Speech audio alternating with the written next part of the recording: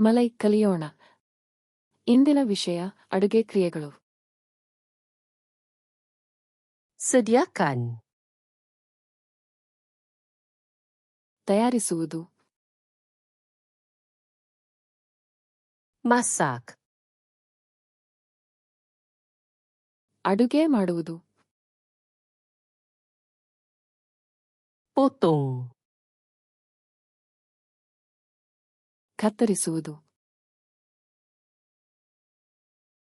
Cincang. ಸಣ್ಣಗೆ ಕತ್ತರಿಸುವುದು.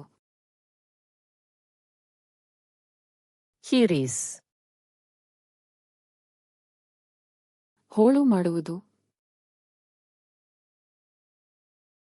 Kupas. ಸಿಪ್ಪೆ ತೆಗೆಯುವುದು. Basuh. ತೊಳೆಯುವುದು.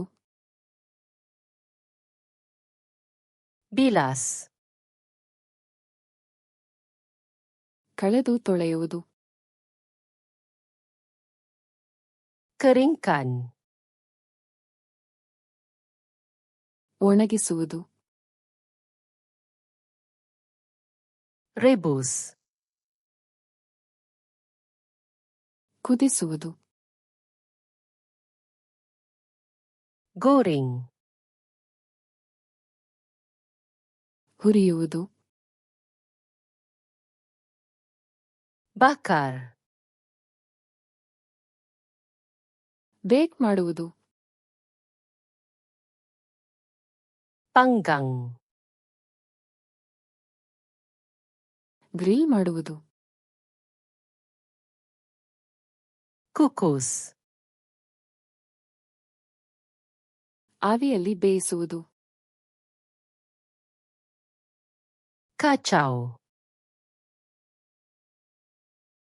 ಕಲಕುವುದು. Campur. ಮಿಶ್ರಣ ಮಾಡುವುದು. Tuang. ಸುರಿಸುವುದು. Tambah. ಸೇರಿಸುವುದು. Panaskan. ಬಿಸಿ ಮಾಡುವುದು. Sejukkan. ತಣ್ಣಗಾಗಿಸುವುದು. Hidangkan. ಬಡಿಸುವುದು. Rasa. ರುಚಿ ನೋಡುವುದು. Perasakan.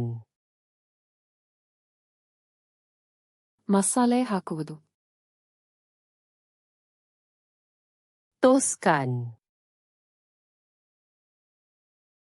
ನೀರು ತೆಗೆಯುವುದು. Tutup. ಮುಚ್ಚುವುದು.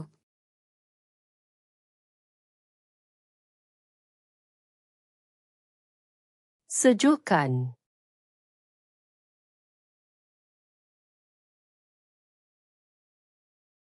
Kukus.